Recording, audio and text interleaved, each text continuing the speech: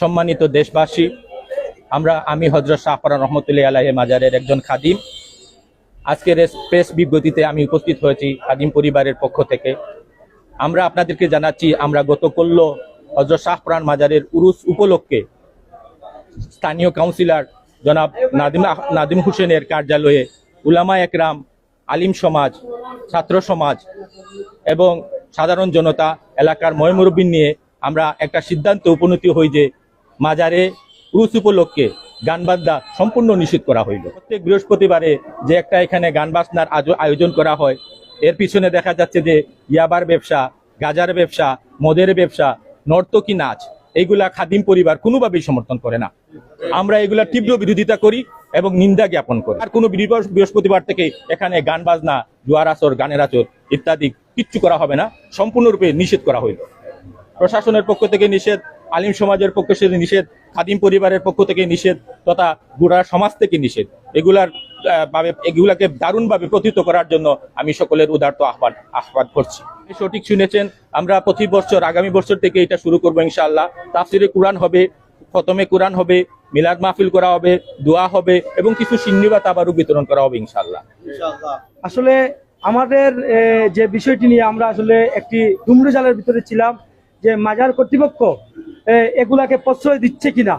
কিন্তু আমরা ওনাদের সাথে আসলে ওনাদের সাথে বসে আলোচনার মাধ্যমে আমরা শিওর হতে পেরেছি যে ওনারা এই রকম অশ্লীলতাকে, এই রকম গান বাজনাকে, নর্তকী নাচকে এবং মাদকের হাটকে ওনারা মন থেকে ঘৃণা করেন এবং এদের বিরুদ্ধে প্রতিহত করার জন্য আমাদেরকে ওনারা বলেছেন ওনাদের পাশে থেকে যেন আমরা এবং প্রশাসন, আমাদের আলেম সমাজ, ছাত্র জনতা যেন এটা প্রতিরোধ করি এবং মাজারকে যেন আমরা পুরোপুরি একটি পবিত্র স্থানে আমরা যেন প্রতিষ্ঠিত করতে পারি। মাজারের আশপাশে যেরকম নোংরামি হয়, নোংরামি যেন দূর করতে পারি, সেজন্য আমাদেরকে ওনারা আসলে বারবারই বলছেন। আবার গতকালকে আমরা এই বিষয়ে ক্লিয়ার হয়েছি, সবাই অক্ষমত হয়েছি যে আমরা মাজার পবিত্র স্থান, আমাদের হযরত শাহপরান শাহজালাল রহমতুল্লাহ আলাইহি মাজার শরীফ আমাদের গর্ব, এই বাংলাদেশের গর্ব, এই সিলেটবাসীর আসলে গর্ব। এই গর্বের স্থানকে, পবিত্র স্থানকে আমরা কুলসিত করতে দেব না। এর জন্য আমরা প্রয়োজনে আমাদের রক্ত দেব এবং আমরা এটাকে কঠোর হস্তে আমরা প্রতিহত করব। সেই লক্ষ্যে আসলে আমরা আমাদের প্রশাসনের ঊর্ধ্বতন কর্তৃপক্ষের সাথেও বসা হয়েছে। ওনারা আমাদেরকে আশ্বস্ত করেছেন উনাদের শতভাগ সহযোগিতা আমাদের সাথে। এখানে নামাজ পড়বেন, নফল নামাজ পড়বেন এবং জিকির আজগার করবেন, এর বাইরে কোনো কিছু আমরা প্রশ্রয় দেব না এবং ওনাদের কাছে উদারত আহ্বান জানাচ্ছি, আপনারা আসেন মাজারে, আপনাদের নিরাপত্তা আমরা দেব, প্রশাসন দেবে, কিন্তু কোনো রকম বেহায়াপনা আমরা সহ্য করব না। আপনারা আসার সময় দয়া করে কোনো বাদ্যযন্ত্র আনবেন না, মহিলা গায়ক গায়িকা নিয়ে আসবেন না।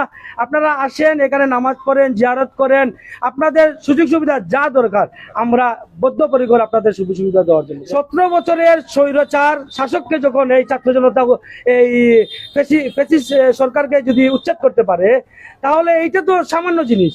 মদের আড্ডা, জুয়ার আড্ডা, নর্তকী নাচ, ওইটা তো আপনারাও যদি সজাগ থাকেন, সাংবাদিক যদি ফ্যামিলি সজাগ থাকে, তাহলে তো হবে না।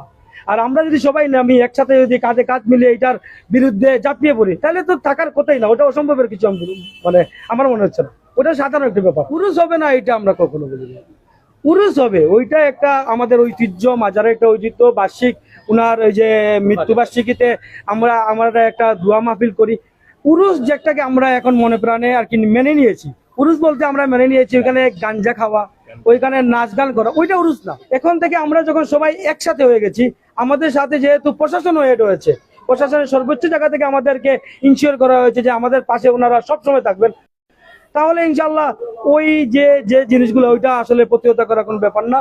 আর মাজারে উরুস হবে, উরুসের যে নিয়ম কানুন আছে, আমাদের তফসিলুল কুরআন আপনারা একটু আগেই জানছেন, গতকালকে আমরা এটা সিদ্ধান্ত উপনীত হয়েছি এবং আমি এইটা প্রস্তাব করেছিলাম যে 3 দিন ব্যাপী একটা তফসিলুল কুরআন মাহফিলে আমরা আয়োজন করব। কুরআন খতম করেন বা ওই যে দোয়া মাহফিল করান এবং দোয়ার মাধ্যমে কিন্তু 3 নম্বর দিন ফজরের পরে আমরা ওই যে সিন্নি বিতরণ করি।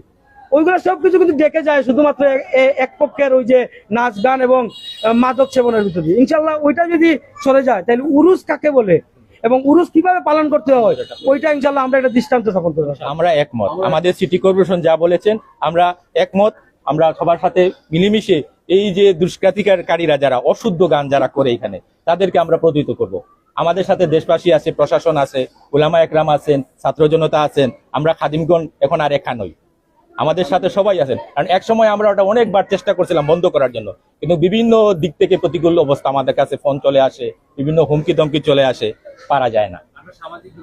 এখন দেখা যাচ্ছে যে আমাদের সাথে সব সচেতন মহল আছেন, সবাই আছেন, ইনশাআল্লাহ এটা আমরা সমাধান করতে পারবো। এই মুহূর্তে আমরা রয়েছিলাম সিলেট হযরত শাহ আফরান রহমতুল্লাহ আলাইহি পবিত্র মাজার থেকে, যেখানে 360 আউলিয়ার আধ্যাত্মিক রাজধানী সিলেট, এই হযরত শাহ আফরান রহমতুল্লাহ আলাইহি মাজার থেকে সরাসরি আপনারা যুক্ত ইসলাম প্রিয় দর্শকবৃন্দ, যারা আমরা লগে আছেন এখন পর্যন্ত আপনারা প্রত্যেকের ধন্যবাদ জানাইলাম। আর যে বিষয়টা আপনারা আমরা আবারও পরিষ্কার জানাইতাম চাইলাম যে হযরত শাহ আফরান রহমতুল্লাহ আলাইহি মাজারে কিন্তু উরুসের নামে গান বাজনা অনৈতিক কর্মকাণ্ড সবকিছু নিষিদ্ধ ঘোষণা করা হয়েছে মাজার কর্তৃপক্ষ থেকে। এমনকি সিলেট সিটি কর্পোরেশনের 33 নম্বর ওয়ার্ডের সম্মানিত কাউন্সিলর জনাব দেলোয়ার হোসেন নাদিম সাহেবের পক্ষ থেকে, এমনকি ধর্মপ্রাণ সর্বস্তরের আলেম উলামা মাশায়েখগণ, এমনকি ছাত্র জনতা, সবার তৌহিদি জনতার পক্ষ থেকে সেটি নিষিদ্ধ করা হয়েছে। এবং আপনারা যারাই আসবেন মাজারে, মাজার জিয়ারত করবেন, তসবিহ তাহলিল পাঠ করবেন, কোরআন তেলাওয়াত করবেন, জিকির আজগার করবেন এবং দোয়া মোনাজাত করেই কিন্তু মাজার থেকে বিদায় নেবেন।